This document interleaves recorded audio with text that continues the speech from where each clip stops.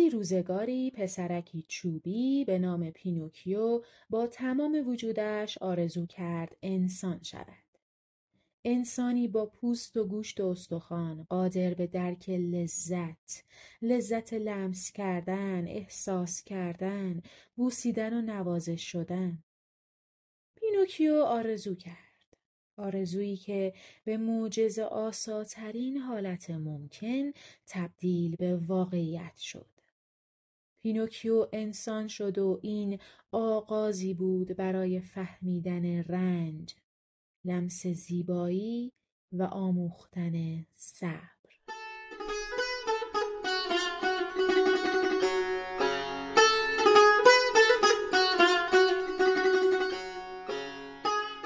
حلقه 4.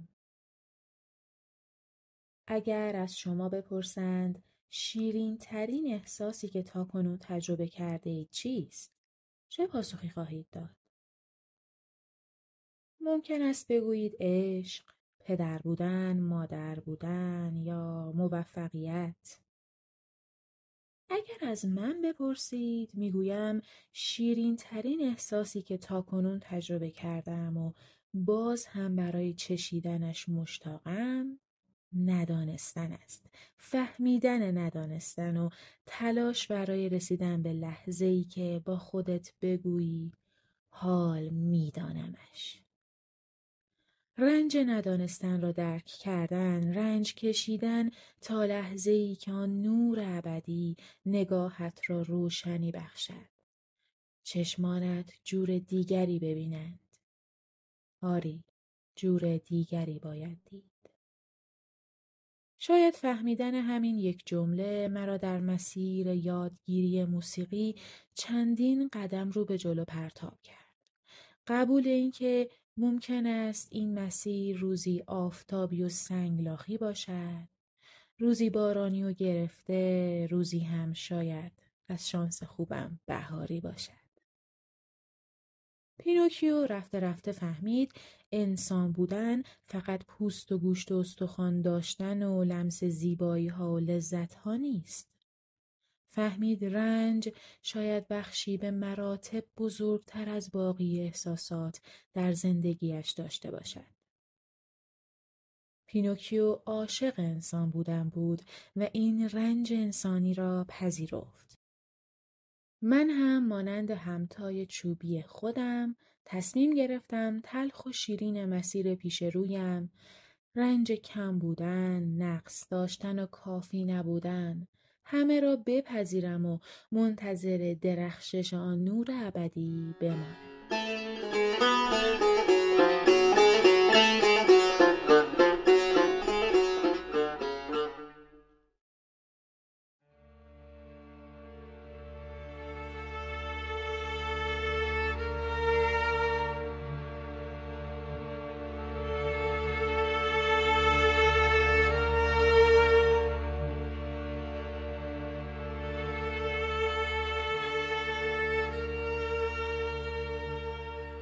حلقه 5.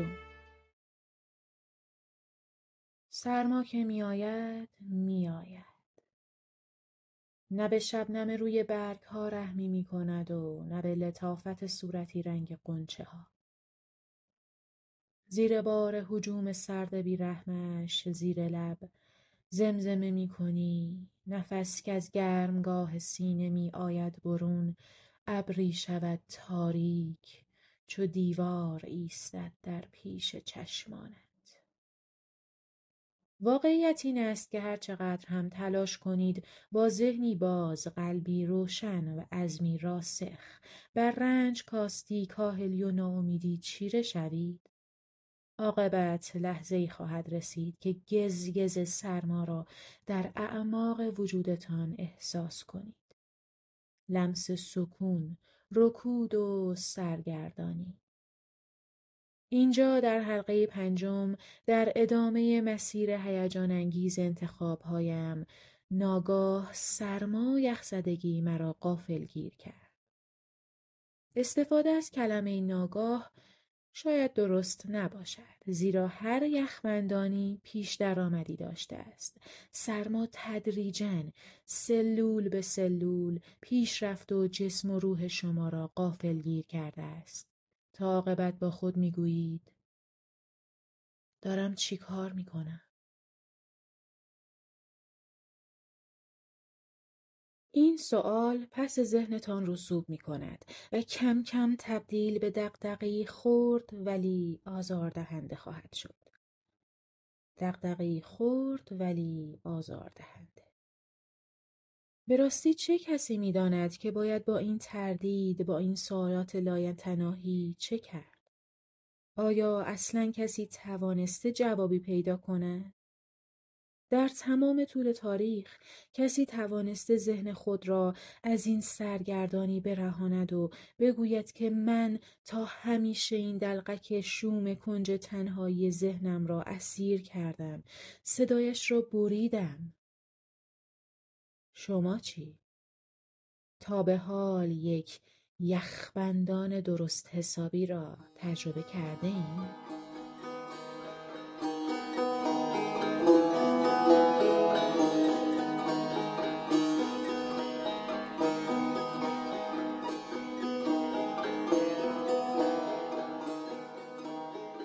حلقه ششم.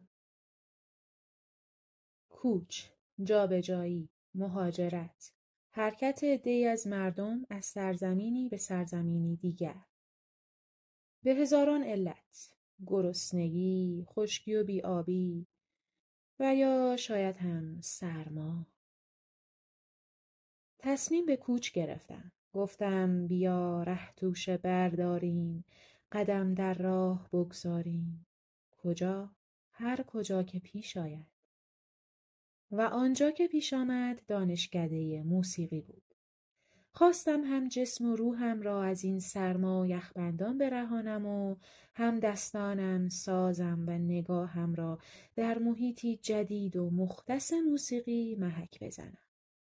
مسیری که هم مشتاقش بودم و هم اضطرابش را داشتم.